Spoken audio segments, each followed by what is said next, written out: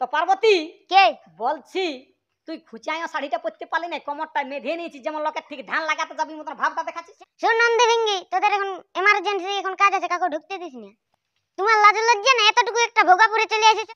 শুন কি হলো? ওই মর্তধামের না, মর্তধামের ভক্ত লাই আমাকে জল ঢালে সর্দি ফুটান দিয়েছে, তার জন্য আমি দৌড়িয়ে পালাছি।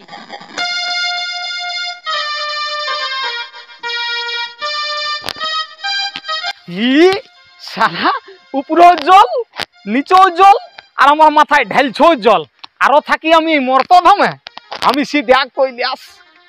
সারা জল ঢালি আমার সর্দি করে দিলে রে বাপ, সর্দি আরো থাকি। হাজে খাজে সি পালাইছো দৌড়ব চল যদি চলে পার্বতী সিং চলে যাই না জোথায় ঢুকু পিঁপড়ে আগে ঢুকলো টান্ডি বাইর করো শিবকে। সারা শ্রাবণ মাসে আমরা উপাস করছি, মাছ মাংস না খাই, পেঁয়াজ রসুন জন আনলে আমরা যাবো না, কোথা পালাবে দরকার কৈলাস চলে যাবো। শালা জ্যৈষ্ঠী গেল বৈশাখ গেল তখন কেউ জল ঢালে নাই, আর এখন শ্রাবণে জল ঢালছি। শালা আমি পালাছি আর আরো মর্তধামে থাকি, আমি একবার কৈলাস পালান দিব বাবা। পিছান দিকে গেলে গুচ্চাক ভক্ত দামকে রগড়ায় নিয়ে আসছি বাবা, আমাকে পাচ্ছে কৈলাস পর্যন্ত রগড়াবে নাকি ভক্ত, সে যা করবে করি বাপ। এখন আমি দৌড়ি সিধা পার্বতীর কাছ ছাড়া আমি দাঁড়াবই নেই।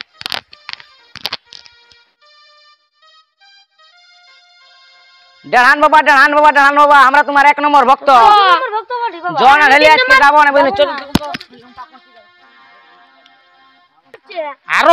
আরো আমি মর্তধামে থাকি। শিব বাবা পালাইন কোথায় বাঁচবে, আমরা উড়কিব, আমরা গো পা দিয়েছে মানে জল ঢালি ছাড়বো আজ। চ চ চ পার্বতী আমাকে এবার মতো বাঁচা, পার্বতী বাঁচা। কি হলো?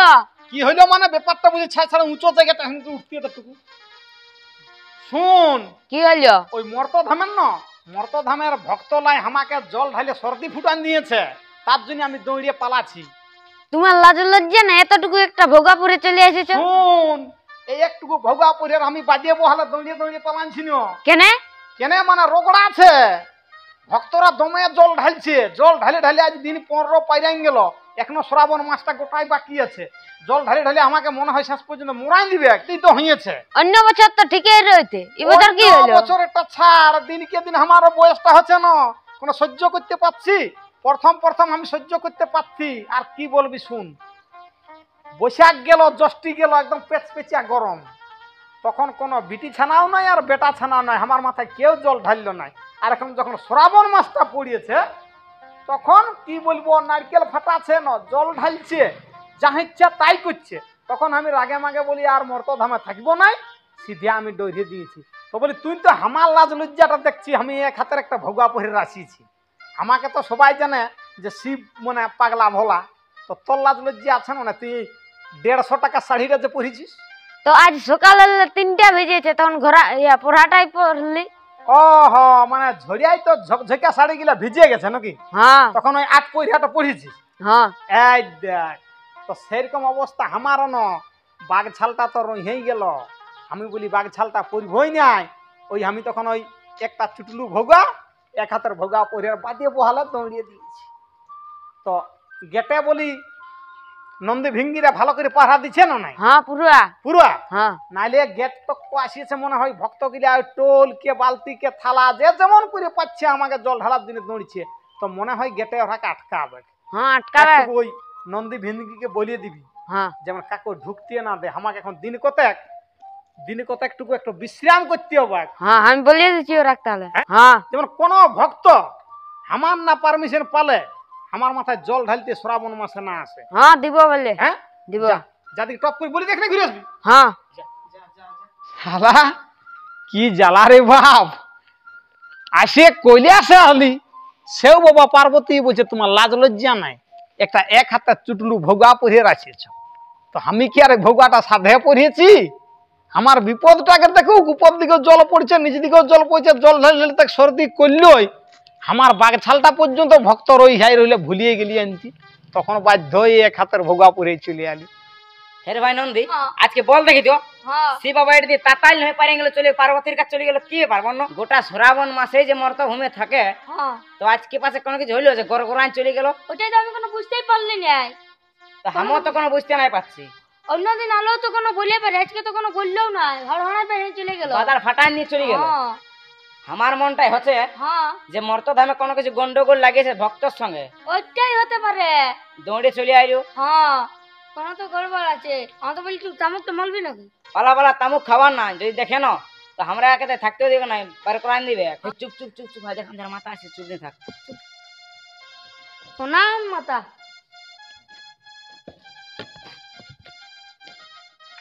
শোন নন্দী ভেঙ্গি, তোদের এখন এমার্জেন্সি এখন কাজ আছে, কাকু ঢুকতে দিস না। তো বলছি মাথা 150 টাকা সাইডে মেধাই পড়ে আইছো। তো এমার্জেন্সি নিও। কিসের এমার্জেন্সি? কত? তোমার গুরুদেব রাগান চলে এসেছে মর্ত ভূমিলে। তবে তো মানে গড়গড়াই গেল। গড়গড়াই চলে গেল, বাজার ফাটাই চলে গেল আমাদের। মর্ত ভূমির শিষ্য কি করছে জানো? কি করছে? মাথায় এর জল ঢালিয়েছে, সর্দি এসে গেছে, তার জন্য পালাই এসেছে তোমার গুরুদেব। তাহলে মানে ঢেরে অসুবিধা হয়, তবে এত গড়গড়াই গেছে। হ্যাঁ শুন রে নন্দী, এখন কাজটা বুঝতে পারলিস? হ্যাঁ বুঝেছি, কি হয়েছে বলে? তবে তো বুঝতেই পারিছিলি না। তো আমাদের কি আছে মাথা? যেমন কেউ ওই মর্ত ভূমিলে এসছে না, হ্যাঁ কাকু ঢুকতে দিও না। ঠিক আছে। আচ্ছা, আমরা দেখতে অসুবিধা নেই তোমার মাথা। তাহলে বুঝলি রে নন্দী, হ্যাঁ বাবার কি হয়েছে? কি হয়েছে? আর ট্যান জল ঢালি দিয়েছে, তখন সর্দি হয়ে গড়গড়াই বাচ্চাকে পালাইছে, বুঝলি? হ্যাঁ সিগন পুষতেও অবসর পাচ্ছে নাই। তো বলি শুন, হ্যাঁ যদি এখন কেউ জল ঢালতে আসে না, হ্যাঁ, ঠেঙ্গায় সবকে ওসার করে দিই, বুঝলি? এই জল ঢালতে নন্দী ঢুকতে বিন্দি দিবি। থাকতে কোনো চিন্তা নাই। এই নন্দী ভিন্দি যখন থাকবে, হ্যাঁ এখন এই বাবার মাথায় অন্তত জল ঢালতে কেউ পারবে না। হ্যাঁ, এই চিন্তাটা পাইরাতে পারবে না। হ্যাঁ দেখি আয় আয় আয়, শুনেলো। কি বলো? তো পার্বতী কে? বলছি, তুই খুচাইয়া শাড়িটা পরতে পারলি না, কমরটায় মেধে নিয়েছিস, যেমন লোকের ঠিক ধান লাগাতে যাবি মতন ভাবটা দেখাচ্ছিস। চাণ মার বললি না? ও দমে চাড়ে পড়লি? হ্যাঁ তো বলে দিয়েছি না? দিয়েছি। কি বললি বন্য? যেমন কেউ সন্ধ্যাতে না পারে তোর গুরুদেবের ইয়া আদেশ ছাড়া। হ্যাঁ নাই তো আমার শুন, এই বছর আমি আর জল নিতে পারবো না মাথায়, দিন 15 মতন লিলি আর পাচ্ছি না। সর্দি আমার নাক গিলে একদম মানে কি বলবো, নাকও বাইরে আছে, চোখও বাইরে আছে, চতুর্ধার জলে আমার ভরিয়ে গেছে। শালা ভক্তর লাজ লজ্জা নাই।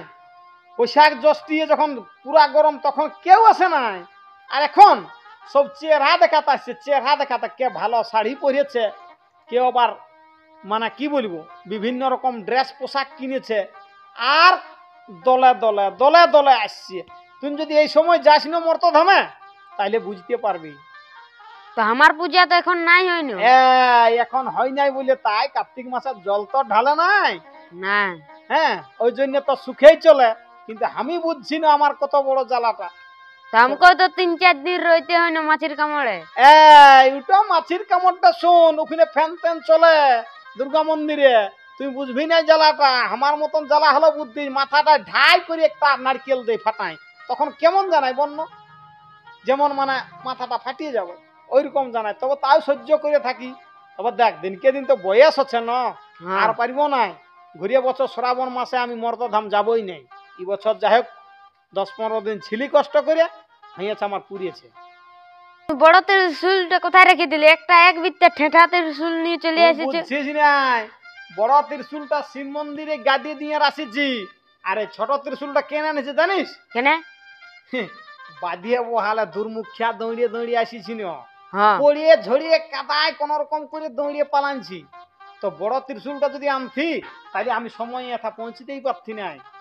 কেন? এথা না হলে আমার রেহাই নাই, তার জন্য আমি ওটাকে গাদিয়ে দিয়েছি। আরে বলি ছোট ত্রিশূলটা এখন কাজ চালাবো, ওই জন্য ছোট ত্রিশূলটা নিয়েই আমি আসিছি। শোন, আর আমি ওই তোর পূজার সময় যাব নাই। কেন? তুই যাবি, আমি আর যাতে লারি। ঘুরিয়ে বছর আমি শ্রাবণ মাসের পয়লা দিকে 2-5 দিন পারি তো যাব, নাহলে আর মর্তধাম যাব না। কে জল ঢালা নিলিবে? তো বলি খাবার কোনো আছে না? যদি খাবার আছে তো দে। নাই কি? নাই কি? কি নন্দী হলো? ভিন্দিরে দমে খাইছে, আর আমি ভাবছি তুমি আজ নেই আসবে, তার জন্য খালি হামো। ওহ, নন্দী ভেঙ্গিয়ে দমে খাইছে, হ্যাঁ আর তুহর দিলিস খাইয়ে? হ্যাঁ ওহ, তাহলে আমাকে ভোকেই থাকতে হবে নাকি? হ্যাঁ হ্যাঁ, আজের দিন। আজের দিন তাইলে তো তুহ গুচু আলিস। আমি ভাবলি কৈলাসে যাই একটু শান্তি পাবো, সেটাও পালি নাই। ওই বটে, যার যখন মানে দুঃখ হয় না, সব দিকে দুঃখ হয়। চল চল চল, ওই একটু বিছনাটা ভালো করে ঝাড়ে বিছান দিচ্ছ। ঘুমাই আরামে।